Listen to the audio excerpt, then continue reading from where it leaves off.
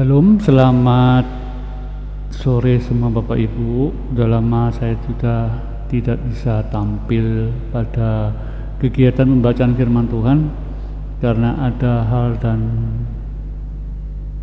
dan lain masalah. Oke, tapi puji Tuhan, Tuhan beri kesempatan kepada saya untuk membacakan rutin tentang firman Tuhan yang akan ambil di Alkitab. Kita akan buka di Matius 4 ayat 23 sampai 25. Kita belajar tentang Yesus mengajar dan menyembuhkan banyak orang. Lanjut ya. Saya akan bacakan. Yesus pun berkeliling di seluruh Galilea. Ia mengajar dalam rumah-rumah ibadat dan memberitakan Injil Kerajaan Allah serta melenyapkan segala penyakit dan kelemahan di antara bangsa itu. Maka tersiarlah berita tentang Dia di seluruh Syria, dan dibawalah kepadanya semua orang yang buruk keadaannya, yang menderita berbagai penyakit dan sengsara, yang kerasukan, yang sakit ayan, dan yang lumpuh. Lalu Yesus menyembuhkan mereka. Maka orang banyak berbondong-bondong mengikuti Dia. Mereka datang dari Galilea dan dari Dekapolis, dari Yerusalem dan dari Yudea dan dari seberang Yordan. Amin. Saudara yang terkasih dalam Tuhan Yesus,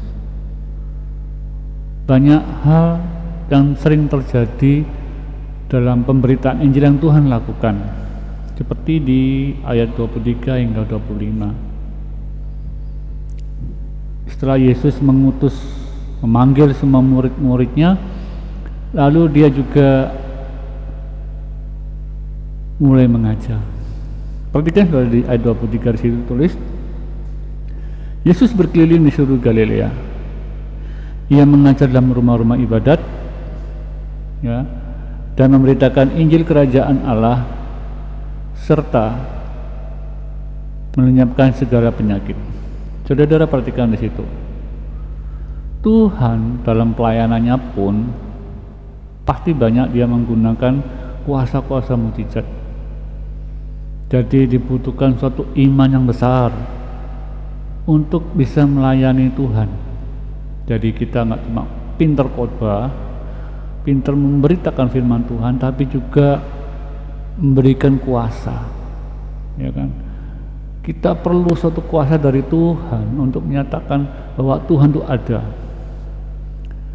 Allah adalah penyembuh, Allah adalah pembangkit orang mati, Allah juga memulihkan nggak sekedar hati dan jiwa orang tersebut, tapi juga sakit penyakit.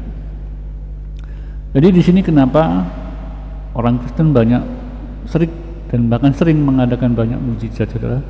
Itu karena Tuhannya juga seperti itu. Tuhan mengajar kita bukan hanya bisa mengajar, tapi bisa mendoakan orang, dan kita harus lakukan itu, saudara. Kemudian akibat dari pemberitaan Injil tersebut, banyak orang disembuhkan, sehingga berbondong-bondong orang datang kepada Dia untuk disembuhkan dari luar kota. Ya kan, ditulis bermumun dari Galilea, Dekapolis, Yerusalem, Yudea dan seberang Yordan. Begitu dahsyatnya, saudara. Ketika Tuhan melakukan pelayanan pertama kali, itu dahsyat sekali. Kenapa saya bilang begitu? Karena kejadian itu terjadi pada saat orang-orang lagi kekeringan, ya.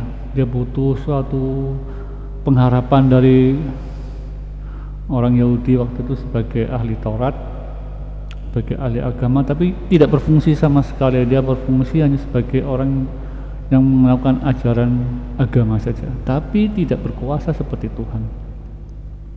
Di sini Tuhan bukan hanya mengajar sebagai Tuhan, tapi Dia berkuasa atas segala macam kelemahan tubuh.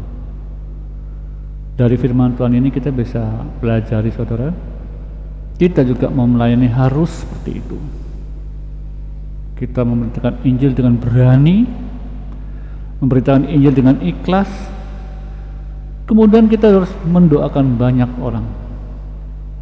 Saudara, pada akhir zaman seperti ini, banyak sekali orang-orang yang butuh firman Tuhan, butuh kuasa Tuhan hidup dalam kehidupan mereka. Tapi siapakah mereka? Banyak orang hamba Tuhan melakukan firman Tuhan, menyebarkan berita firman Tuhan hanya di gereja, belum berani untuk memberitakan firman Tuhan ke lapangan. Takut ditangkap, ya kan? Takut untuk dianggap macam-macam, gosip.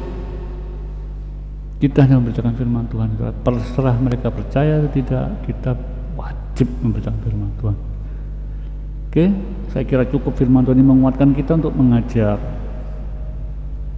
juga mengekspresikan kuasa Tuhan kepada orang lain, supaya orang lain bukan hanya sembuh, orang itu kok bersaksi, dan orang itu kok bisa menjadi pengikut Tuhan. Tapi ingat saudara, tidak boleh kita membuat mereka menjadi Kristen yang cuma tempelan. Jadi bertobat tapi dia cuma saat itu juga, hari-hari lain dia sudah nggak mau ikut Tuhan. Banyak orang Kristen seperti itu. Jadi dia merasakan jamahan Tuhan, dia bertobat. Setelah merasa rasanya Tuhan itu nggak jamah dia, berubah dia. Banyak sekali saudara. Kenapa bisa seperti itu? Karena dia bukan domba.